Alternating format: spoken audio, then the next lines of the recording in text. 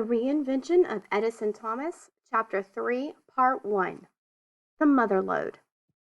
"Good morning, Eddie," said Jim. "And how are you this fine morning?"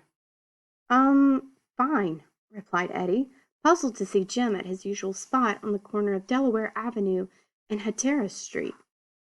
"Here's one you'll like," said Jim. "What's the metric equivalent of a pound cake?" "I give up. What?" 450 graham crackers. Get it? Graham crackers. To be more precise, there are 453.59237 grams in a pound. "I can always count on you for precision, Eddie." "You told me you were not coming back," said Eddie as Jim walked to the center of the street with his handheld stop sign. "I went to the city and told them that if they laid me off, someone would inevitably be hurt or even killed," said Jim. "And they gave you your job back?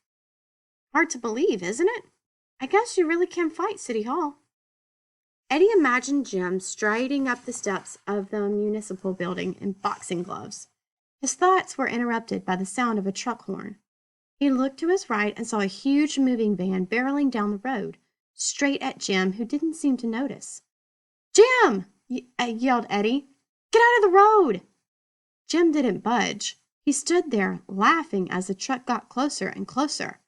The horn got louder and louder as the truck seemed to be speeding up. Jim just stood there, smiling. "Jim!" yelled Eddie. "Jim, watch out!" Eddie sat up suddenly in his bed. His hair felt as if he'd just come out of the shower, and sweat dripped into his ears. His heart rate was elevated, and he was breathing heavily. He looked around his dark bedroom. It took a few seconds for him to realize he had been dreaming.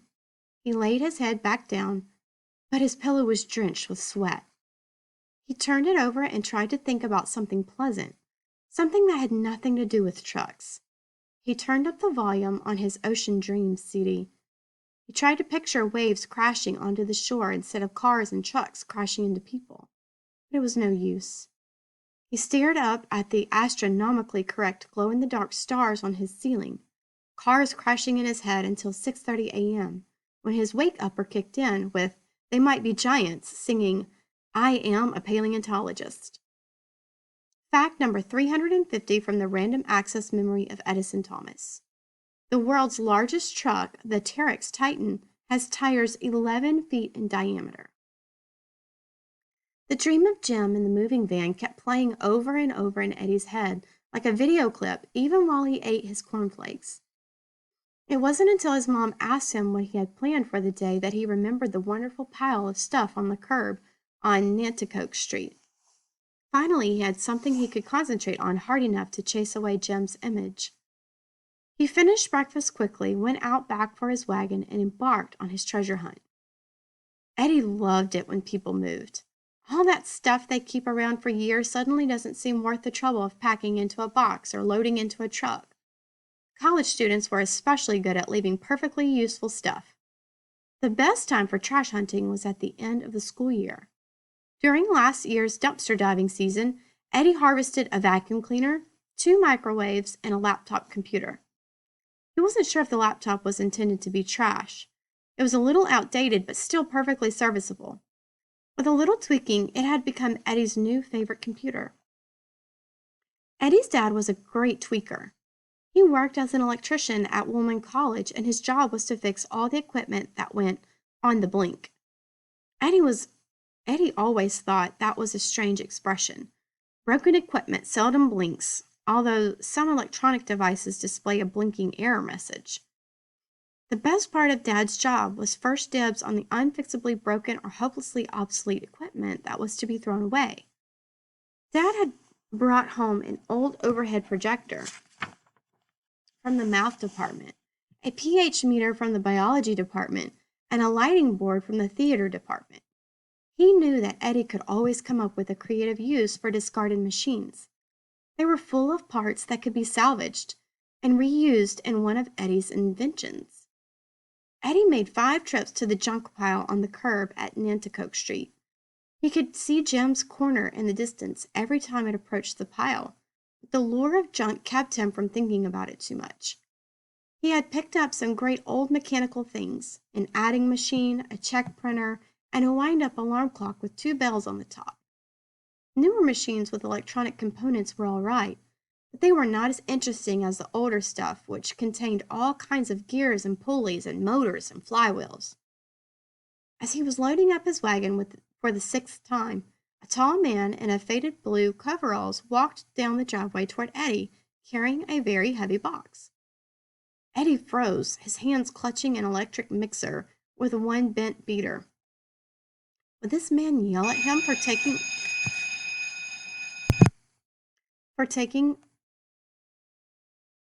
stuff from the pile?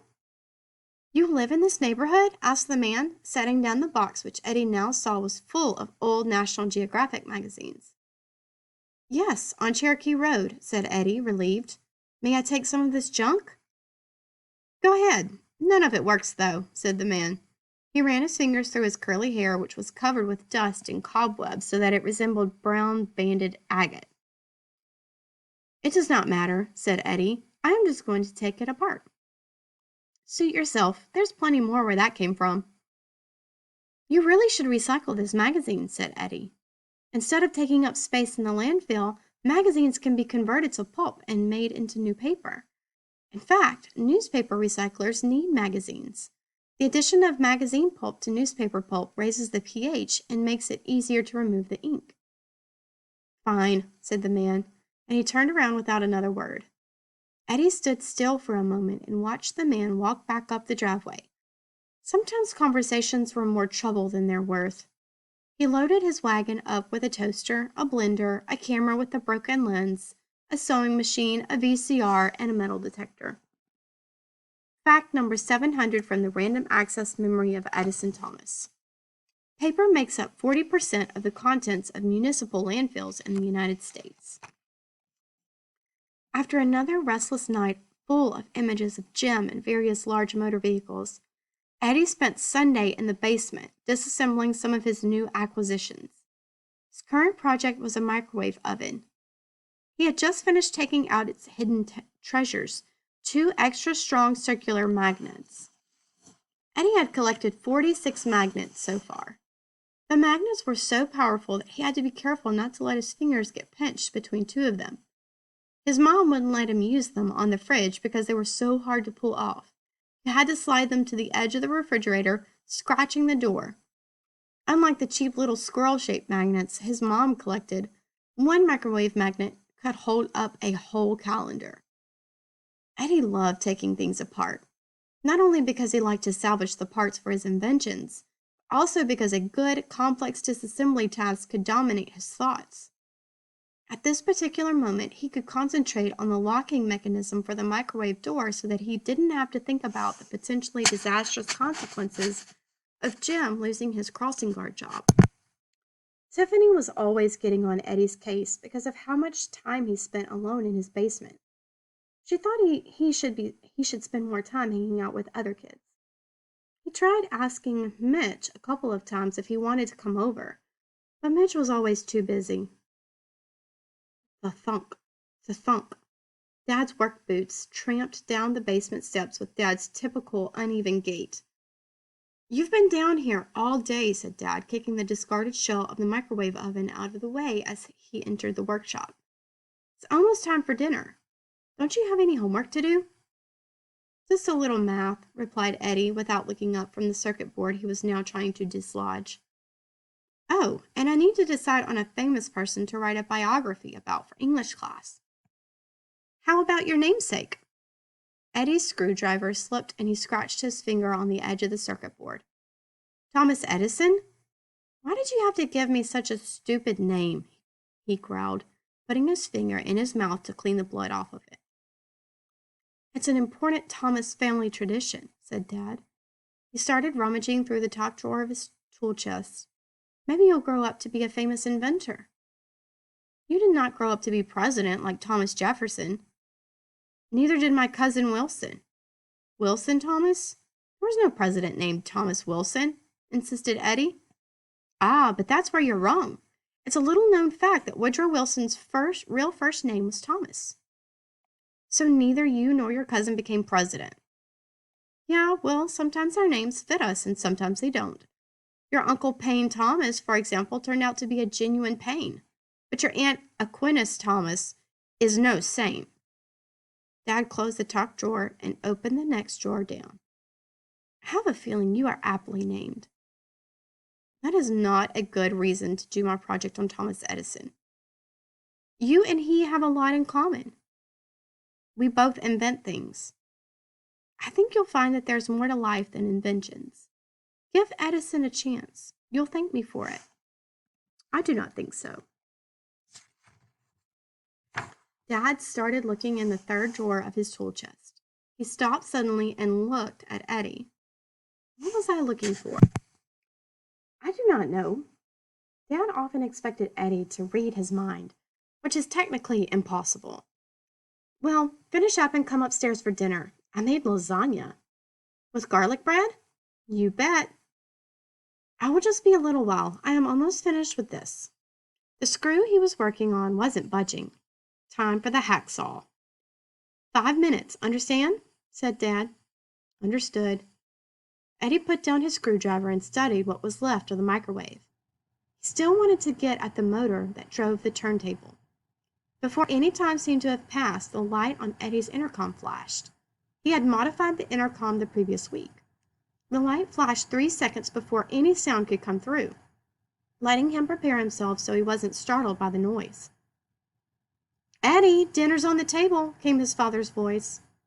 Eddie realized he was very hungry, not having eaten anything since breakfast. Cornflakes, banana, milk, OJ. He charged up the stairs, washed his hands, and sat at the table in time to call dibs on both noses. The noses, the crunchy end pieces of the garlic bread, were the best part of Dad's lasagna dinners. His mom liked them too, but luckily Mom was late to the table because she had tried unsuccessfully to scrub the purple and green ink stains from her hands. Hey, said Eddie after he had wolfed down the second nose, I have a joke for you. Fire away, said Dad. A picture of smoking cannons on the deck of a pirate ship came to Eddie's head. Eddie? Prompted Mom. The joke? Oh, yes. A ship is sailing off the coast of Madagascar. The captain looks through his telescope and sees a strange animal. It is a primate with prominent eyes, large ears, and one very long finger on each of its 4 paws. He calls to his science officer. What is that strange animal? And the science officer says, Aye, aye, Captain. Silence. Aye, aye. Get it? Said Eddie. Oh, was that it? Said Dad. It was very funny, dear, said Mom, but she wasn't laughing. This confused Eddie. Aye, aye, repeated Eddie. It is a kind of lemur. The aye, I guess I need to work on that one. I guess so, agreed Dad. Mom changed the subject. Eddie, I want you to clean your rabbit's cage tonight. It's really getting disgusting. All right, said Eddie with his mouth full. Did you ever give that rabbit a name? Asked Dad. Eddie took a drink of milk. Yes, he said. Oryctolagus caniculus. I mean, a real name, not a scientific one, said Dad. How about Tank Engine? What? You know, Tank Engine Thomas. You used to love Thomas the Tank Engine.